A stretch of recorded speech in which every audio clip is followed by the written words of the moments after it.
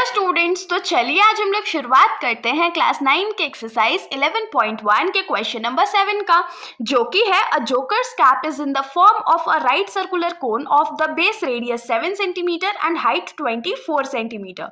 Find the area of the sheet required to make 10 such caps.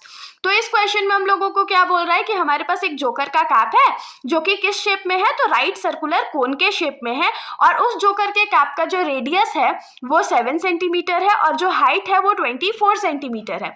तो हम लोगों को फाइंड आउट क्या करना है, तो हम लोगों को ये फाइंड करके बताना है कि टोटल कितना एरिया लगेगा शीट का, जिससे हम लोग सेम जोकर का कैप 10 बना सकते हैं, मतलब 10 डिफरेंट कैप्स बना सकते हैं। क्वेश्चन बहुत ज्यादा सिंपल है। सबसे पहले तो इसमें इमेजिनेशन का क्या काम है, तो कैप इमेजिन करिए आप लोग, वो बर्थडे वाला जो कैप होता है ना, एकदम वैसा कैप इमेजिन करिए।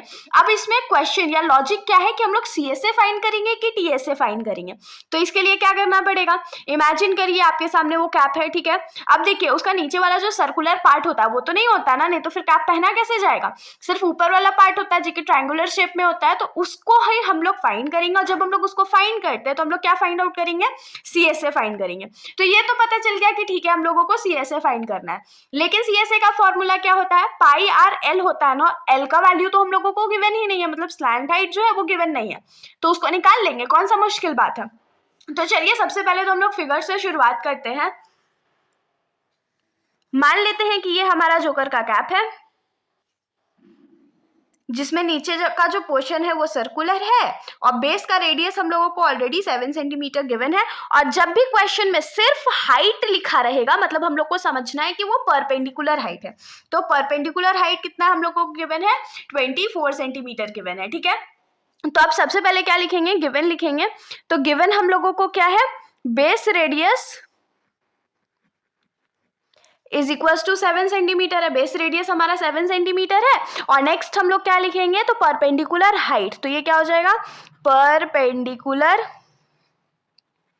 हाइट इज इक्वल्स टू कितना गिवन है, या इसको h से भी रिप्रेजेंट करते हैं तो हम लोग h भी डायरेक्ट लिख सकते हैं, इज इक्वल्स टू 24 सेंटीमीटर, ठीक है।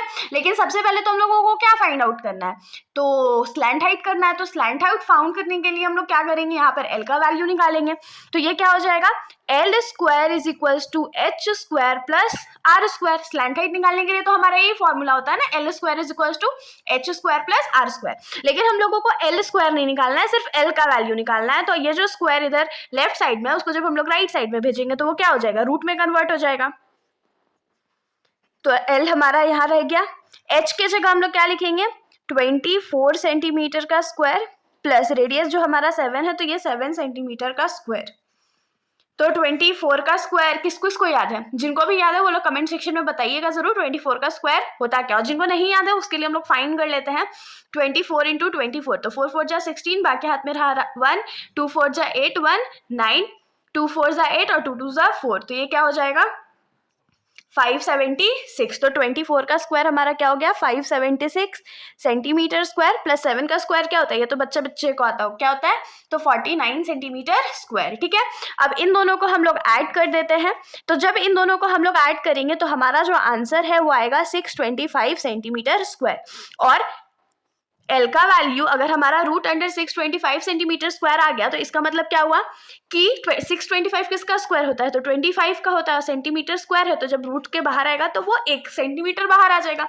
तो जो हमारा स्लैंट हाइट है वो कितना आ गया, तो 25 सेंटीमीटर आ गया। अब हम लोग सिंपली क्या करेंगे, तो CSA of one conical cap निकाल लेंगे। तो अब हम लोग लिखेंगे नाउ